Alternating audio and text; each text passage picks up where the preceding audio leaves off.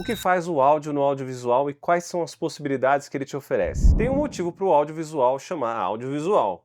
É porque metade deles são elementos visuais, como luz, cor, formas, e a outra metade é áudio, como música, ruídos e falas. Este aqui é o 7 Minutos sobre a Sétima Arte. Eu sou Guilherme Machovec, diretor e roteirista de cinema, mas por incrível que pareça eu comecei a minha carreira como músico, compondo trilhas sonoras para peças de teatro, para vídeos de propagandas e até videozinhos de internet. E se tem uma coisa que eu aprendi é que o som tem uma função incrível no audiovisual. E quando bem usado, ele é uma forma surreal de maravilhosa de fazer o seu filme sair de um estado amador para profissional. Vamos filosofar. Nossos olhos têm pouca diferença de angulação entre a percepção de cada um. E durante um filme, nossos olhos ficam focados numa tela 2D.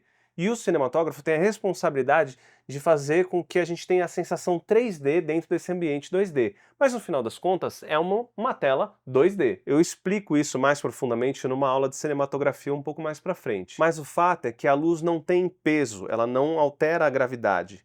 E a gente só consegue perceber ela com o nosso corpo com os olhos. Já o som pode ser percebido não só com os ouvidos, mas também com o corpo. Afinal de contas, quem nunca foi numa festa e sentiu aquele gravão mexendo no corpo? Além disso, nossos ouvidos estão separados ali por 180 graus na percepção, o que oferece a esse sentido uma grande capacidade de perceber dimensão espacial. Ou seja, falando de uma forma meio grossa, o som é a tridimensionalidade do seu filme, é como atinge o público de maneira espacial. Tanto que a tela de cinema é uma tela só, mas a gente tem várias caixas de som espalhadas em 5.1, 7.1. São muitos emissores sonoros que formam uma atmosfera que fazem a gente sentir como se a gente estivesse no ambiente, oferecendo uma experiência imersiva. Eu queria fazer uma experiência com vocês, mas primeiro eu preciso que vocês coloquem um bom fone de ouvido. Então, vá lá e pega, aproveita para se inscrever no canal enquanto estiver fazendo isso, curtir o vídeo, compartilhar com os amiguinhos que gostam de cinema. Aí agora, vamos assistir essa cena aqui.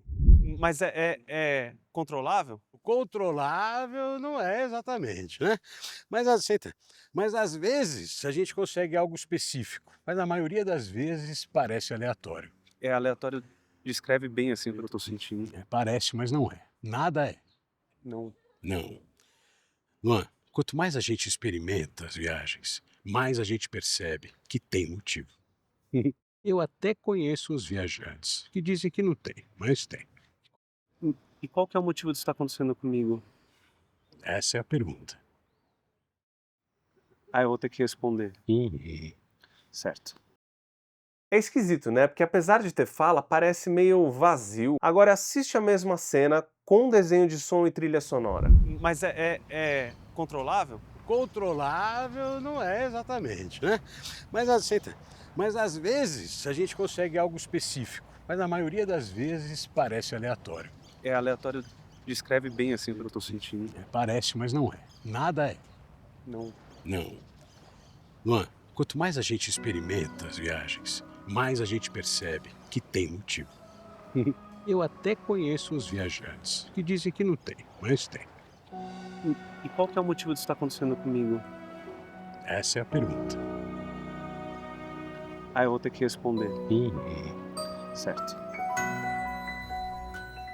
É diferente, né? Uma experiência totalmente diferente da primeira. A imersividade depende muito do som. Agora vamos falar sobre 3 ferramentas que a gente pode usar para trabalhar o som no nosso filme. A primeira delas é a trilha sonora, que foi a primeira a ser incorporada nos moving pictures, ou seja, nas sessões de imagens em movimento. Naquela época, o ruído era muito alto do maquinário usado para fazer as projeções, então os irmãos Lumière tiveram uma ideia. Colocaram um pianista para tocar enquanto as imagens estavam rolando na tela. Normalmente esse pianista estava simplesmente improvisando ali enquanto ele assistia o filme. Com o tempo foi se percebendo o poder de sincronizar a música e a imagem, e aí começou uma pesquisa de como fazer para juntar essas duas coisas. E foi só em 1926 que a Warner Bros. Lançou o Dom Juan, que foi o primeiro filme que tinha um sistema de sincronização entre a música, que no caso era música orquestrada, e as imagens. Hoje em dia, a função da trilha sonora é apoiar o estado emocional de uma cena. Se a cena é emocionante, por exemplo, a música ajuda a dar aquele friozinho na barriga, a levar a emoção às lágrimas. E se é uma cena tensa, a trilha pode elevar ainda mais a tensão. Vamos fazer uma brincadeira aqui. Vamos olhar a mesma cena com 2 trilhas diferentes para ver a sensação que causa.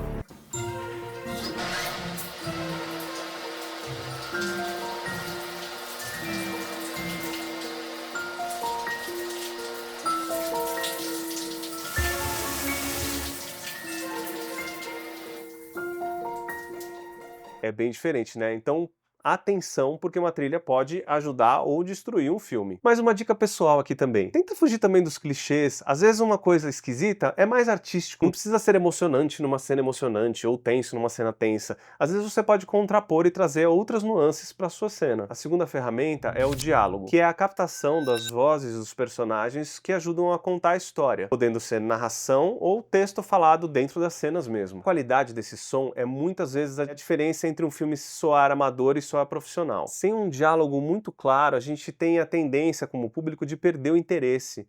O público nunca pode se esforçar para ouvir o que um personagem está falando. Então é bom ter certeza de que é audível, a não ser quando a história pede por algum motivo que a gente não entenda direito o que está sendo falado, mas isso é exceção. E os diálogos podem ser gravados ao vivo, durante a própria cena sendo gravada, ou podem ser dublados na pós-produção do filme. A terceira e última ferramenta é o desenho de som. Esse elemento, sem dúvida, é o responsável para criar a sensação de imersão. Desenho de som é toda a vibração sonora que compõe o ambiente, seja ele físico ou psicológico. Por exemplo, um restaurante vai ter sons de talheres, de pessoas falando, ou até uma música ambiente tocando. E todos esses elementos, eles são organizados espacialmente entre as caixas de som ou fones de ouvido para criar a sensação de que estamos naquele lugar. Na maior parte do tempo, é o som que a gente ouve, mas não percebe. E é aqui que a gente constrói uma realidade no inconsciente do nosso público. E o desenho de som é muitas vezes a ferramenta mais subestimada do cinema, porque junto com a história, ele é o elemento mais importante para criar uma imersão do público. Essa foi a nossa introdução ao áudio no audiovisual. É claro que cada um dos elementos citados e muitos outros merece um vídeo por si só. Mas por enquanto, faz um exercício. Pega as cenas de filme que você mais gosta e assiste ela de olhos fechados, prestando atenção só no som, para ver como ele influencia na cena. Percebe também o momento que escolheram para entrar a trilha. Percebe se aquilo mexe emocionalmente com você e influencia na emoção da cena. Então vai lá, abre a sua percepção sonora e ação.